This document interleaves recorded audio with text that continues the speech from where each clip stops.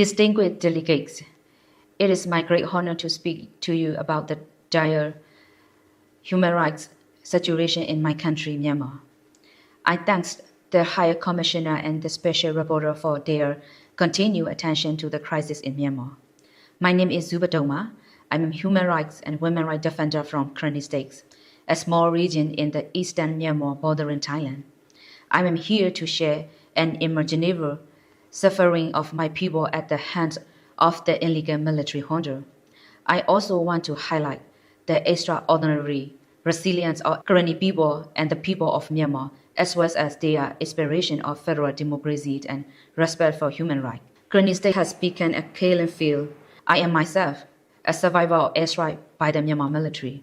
Every day the junta deliberately targeted civilians with its jets, helicopter and heavy artillery, regularly bombing school, religious buildings, and camp for ITB.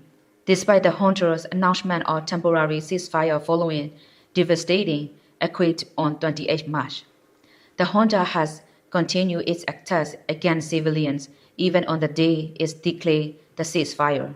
Since the quake, the junta has conducted more than 980 airstrikes and artillery attacks, killing more than 600 people and injuring 1,300 more.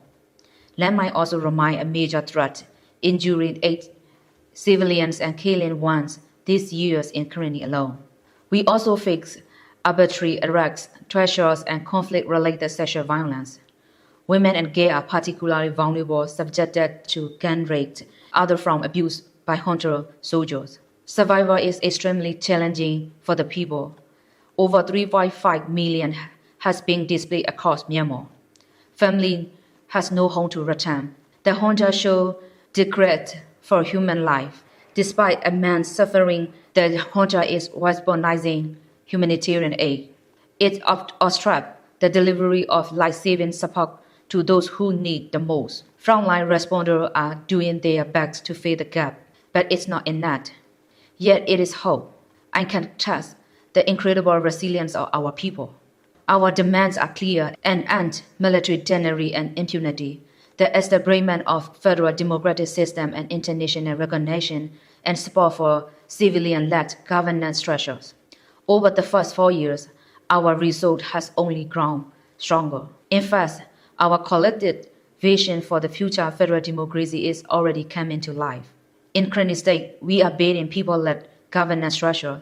In 2023, we established the Interim Executive Council of Karenni State. The IEC is a decentralized interim government that provides community participation and decision-making at all levels, with ensuring that 35% of leadership roles are filled by women.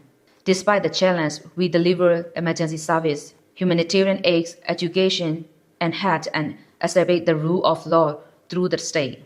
Throughout Myanmar, people are setting up new institutions, delivering aid and establishing rule of law.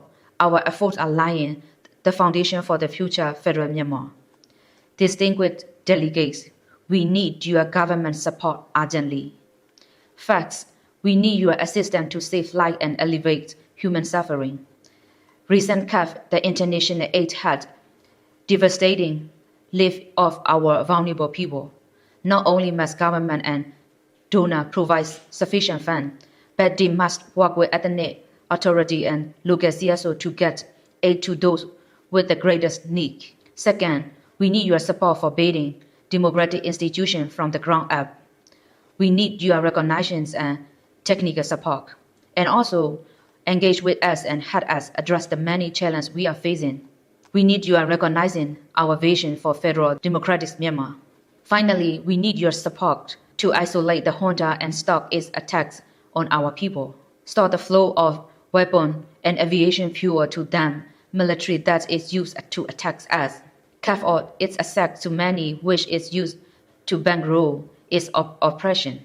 Help us to hold the perpetrator accountable for their crime under international law. Distinguished delegates, do not turn blind eye to the suffering we are experiencing in Myanmar. I ask that you and your government step out and make concrete effort support us to our struggle against this inhuman military dictatorship. Thank you for your care for the Myanmar people.